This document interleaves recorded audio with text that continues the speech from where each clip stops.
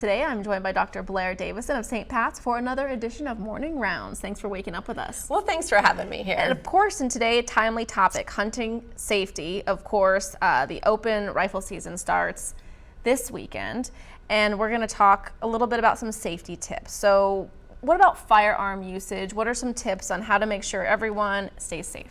Well, the great thing for youth in Montana is that they need to take a hunter safety course before they get a license or a tag. And I actually took hunter safety when I was 30. And there were lots of young, excited Montanans in the class. But the big thing to remember is the three big rules about firearms, right? So treat every gun as if it's loaded. Always have your gun pointed in a safe direction, never point at any individual, and know your target and beyond, particularly when you're out in the field. Keep those guns unloaded when you're traveling, and that includes in an ATV or in a boat.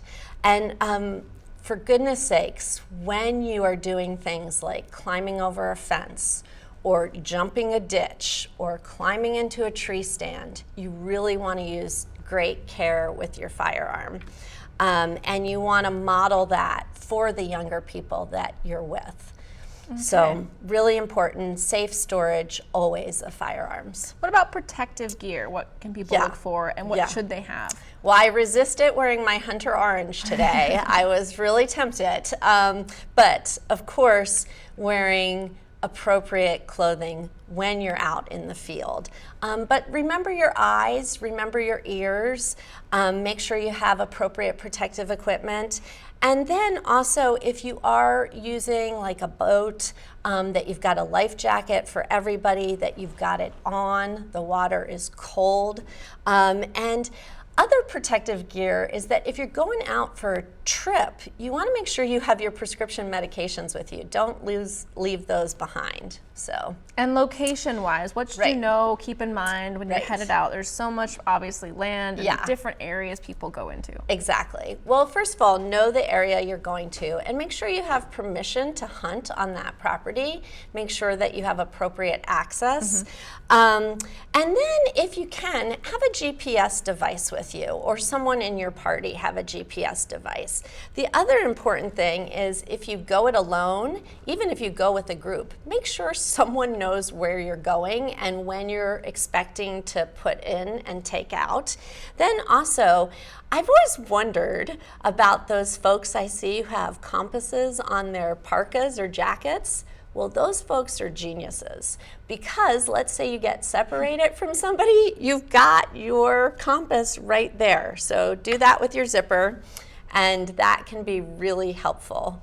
And of course, the weather, ever-changing weather here in Montana. Could be sunny, could be freezing, could be snowing, could be raining. Right. Could start off sunny and then suddenly be snowing. And remember that you can become hypothermic in almost any temperature. I actually became hypothermic on an 80-degree day. And so you really need to make sure you have appropriate clothing. Always have a dry set of appropriate clothing.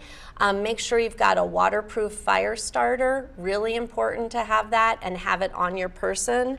And speaking of heat sources, be really careful with heat sources back at hunting camp or in your camper or in your tent. You want to take care with any heat source to avoid carbon monoxide poisoning. And the other important thing to think about heat and exposure to the elements is that, well, firearms and booze do not ever mix, but hunting and alcohol are not a great combination, and alcohol really lowers your threshold for hypothermia and all kinds of problems. I know we're talking about hunting season, a lot of people going out hunting, but non-hunters also need to be aware of the season. So what should they keep in mind? Absolutely. So, you know, we all enjoy our wonderful Montana different ways. And for non-hunters, I would encourage folks to know when the hunting seasons are. So like know when it's the start of rifle season or, you know, we've passed bow season, but you want to know those so that if you're out in the woods, and this is really important, you don't want to, if you're not hunting, don't wear camouflage. Wear something Right. really visible. And then don't forget your 4-footed friends. And that goes for hunters too. Make sure they have flotation devices. Make sure your dogs have appropriate gear so that they are not mistaken.